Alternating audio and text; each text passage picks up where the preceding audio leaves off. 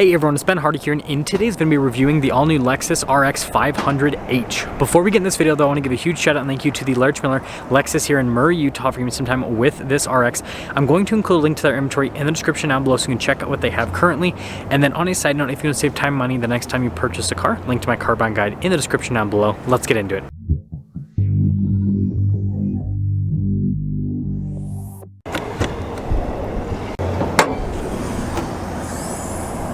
Powering this is a turbocharged 2.4 liter 4-cylinder paired to a hybrid system and a 6-speed automatic transmission.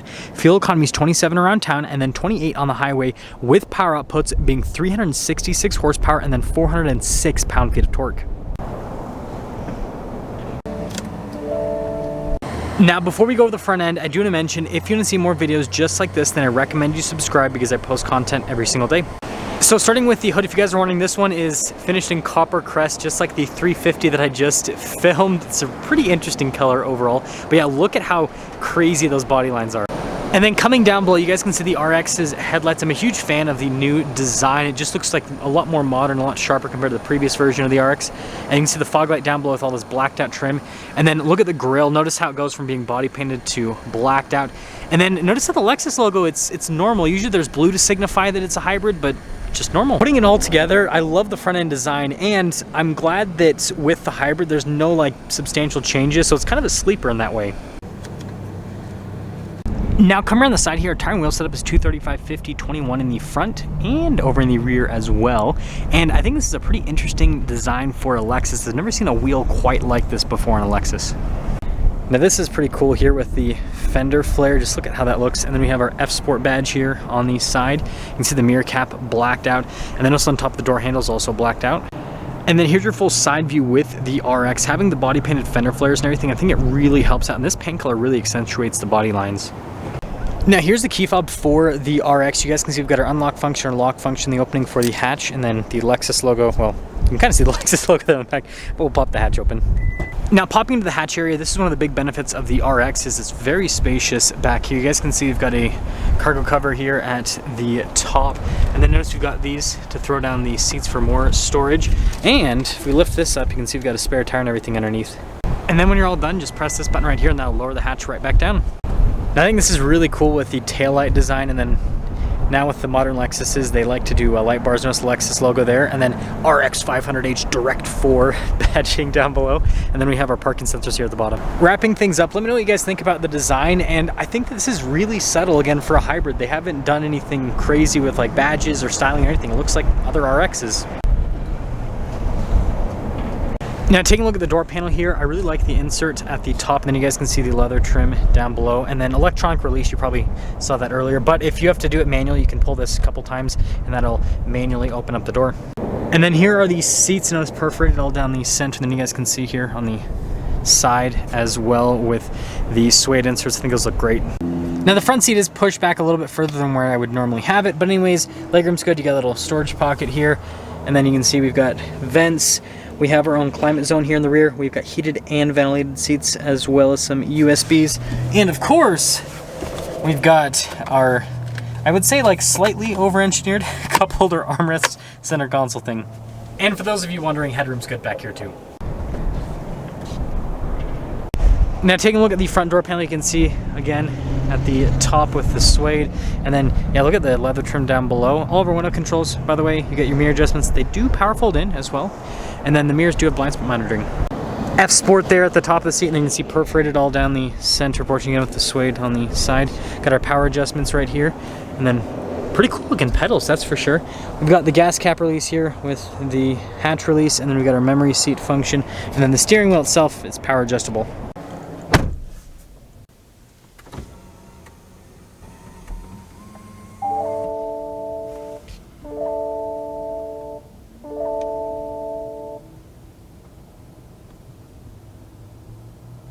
Now taking a look at the steering wheel, you can see really nice leather trim all around. It's perforated here on the sides and gets slightly better grip. We've got paddle shifters here on the back for that 6-speed automatic. And then we have our heads-up display controls here on the steering wheel. This comes also with adaptive cruise control. You've got turn signal light stock and then your windshield wiper stock. So we've got our center gauge cluster here. You guys can see mostly digital. I think it's a pretty cool look. And then when you change the drive modes, it actually changes kind of how the gauge cluster looks. The coolest one is sport mode because it makes everything aggressive. Now I've shown this in other RX reviews, but basically you control a lot of functions here with the heads-up display. So you guys can see here for like the phone stuff, and the other side for like the cruise control as well. And that's so that you keep your eyes on the road. Now you've got this full 360 camera. You can see you've got a backup camera with trajectory lines that turn with the steering wheel. You got the bird's eye view as well. And then you can see in this first tab, this is our drive mode select on the infotainment system, but being a hybrid, we can also see what's happening with the energy flow. Responsive with the screen, frankly, is really solid. So I'd say that that's a big plus. And I like that you always have like a little tab here for the heated and cooled seats and the climate controls as well. So you don't have to like dive into some menus to get to that. Now I do have parking assist, and then this is just for the camera to pop that little 360 view on. And then you can see the hazard light buttons here in the center too. And then I like the vents. I think that's pretty cool with the overall setup. The camera will focus on it. There you go. So this is our charging area. You can see we've got a wireless phone charging pad, some USBs. We actually have some more up above. And then when you close it, you've got some nice trim here on the top. Shifter for that 6-speed automatic. Got some cup holders right here. And then we've got our auto hold. This is like your kind of like off-road mode. You've got your stability control, parking brake right there. And then with the center console, pretty normal setup. And it does open up both ways. So it's got the weird like double hinge thing. And then look at the trim on the dash. I think this looks pretty cool. And then the suede actually continues into the dash as well. Another nice aesthetic thing. And then we do have a felt-lined glove box as well. And then up top, this one does have the camera rear view mirror. And then we've got a full panoramic sunroof. And then the cloth on the headliner is very soft. So there's a little bit of glare, so it's kind of hard to see the window sticker. But again, this is an F Sport RX 500H. Base MSRP is $61,600. This has quite a few options added to it. Let's see what the most expensive is there. Probably, oh, the headlights maybe. But anyways, after all options, this one stickers for $70,180. Let's see how it drives.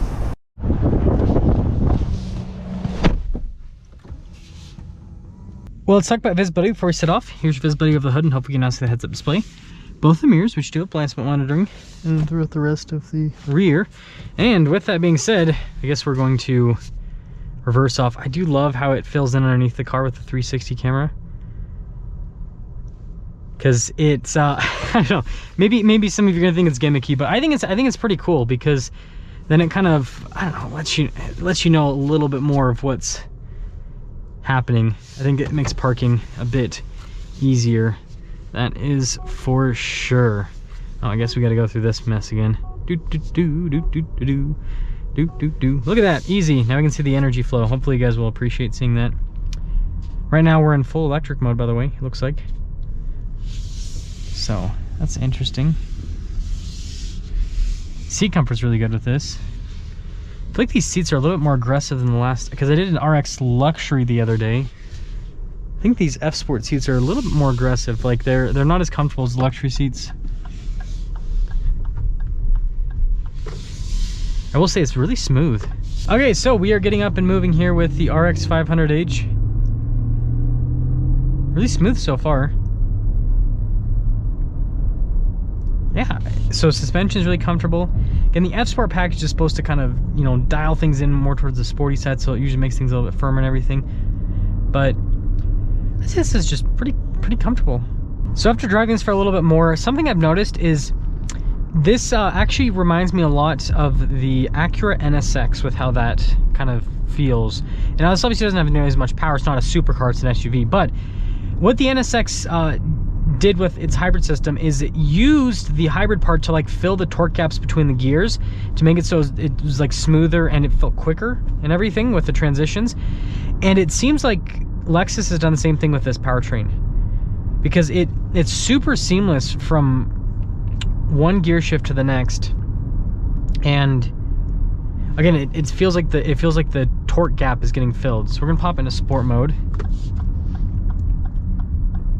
Oh, it gets really aggressive with the regen actually in sport mode, which is interesting. Okay, let's see what this thing's like. Whoa, man, this thing's got some power. This thing's got some power. Yeah, this is quick.